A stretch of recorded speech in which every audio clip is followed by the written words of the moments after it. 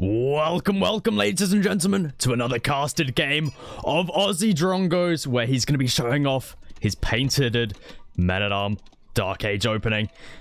Immediately going to be dropping down that barracks with 6 villagers right there. He really wants to get that down nice and fast, immediately queuing up that Vanguard Men-at-Arm. And I mean, we've seen him do this build order once before, up against Jondu in the last video on this channel, and he did it up against the Rus out of all civilizations, and he won that game.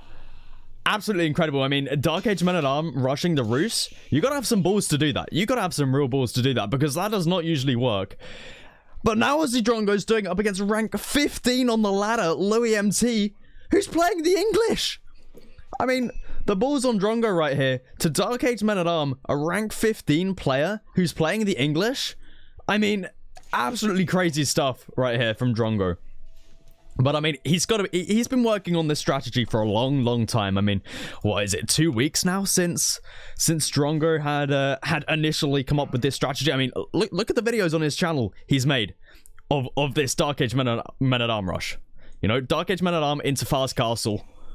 So, I mean, at this point, you know, rank 15, playing as the English, he shouldn't have any trouble whatsoever dealing with this.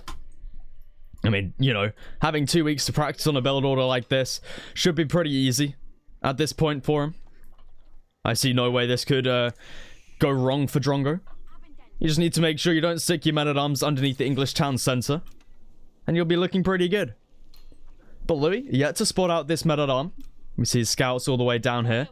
Now the Men-at-Arm's going to be rushing in, but Louis, he's got enough gold to age up. Going to be returning those villagers back, and he's got exactly 200. So nice macro right there by Louis. Not a single gold short. And Drongo, he's left his Men-at-Arm over here. Going to be sieging down that mining camp. I think we got the second one. Yeah, second one's on the way as well. But I mean, at this point in time, you've got to be questioning, what is this achieving? I mean, you haven't denied Louis his age up. You're not even delaying it slightly. He's got the gold he needs. And now his villagers can return to the food. And he can now age up. Let's see, 10 food away. There it is. And Council Hall with 5 villagers going to get dropped down right there. So Louis is looking in a great position right now.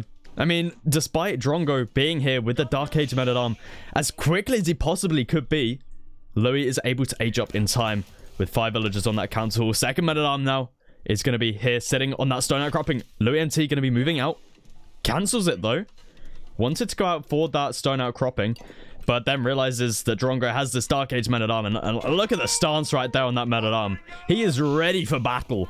He is a fearless warrior right there, waiting for those villagers to appear. But Louis can just wait for the age up to come in, train a couple longbows, and then Drongo's going to be in a little bit of trouble. I mean, you got to think, what is Aussie actually denying off Louis right now? Because, I mean, sure, he's not gathering the stone, but he can just gather wood in the meantime and then put more villagers on stone once the council is up. And he's got a couple longbows down. We see Louis there immediately rallying those longbow over there. He's ready. He is ready for this.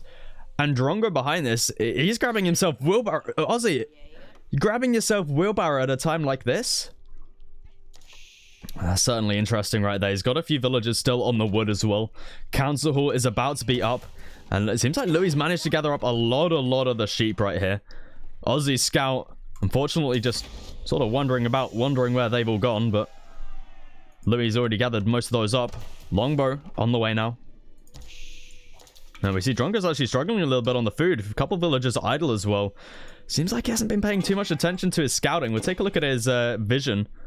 Oh, he's had quite a bit of vision, so it seems like he's just got a bit unlucky. Some idle villagers there as well.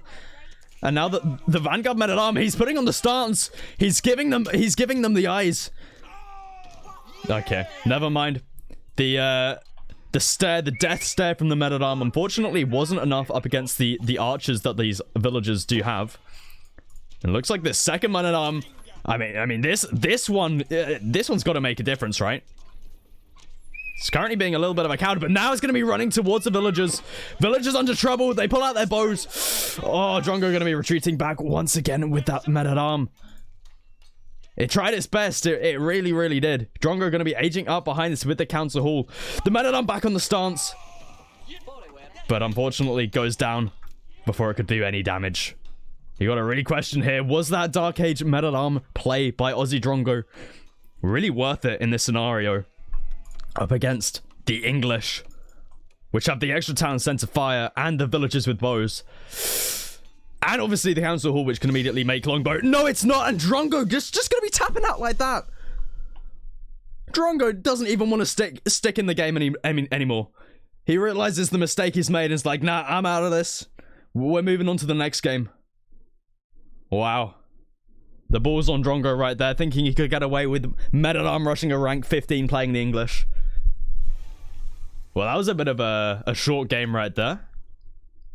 Well, if you did enjoy this, please do feel free to leave a like, and I'll catch you in the next game, which, I think this is the shortest ever casted game of Age of Empires 4.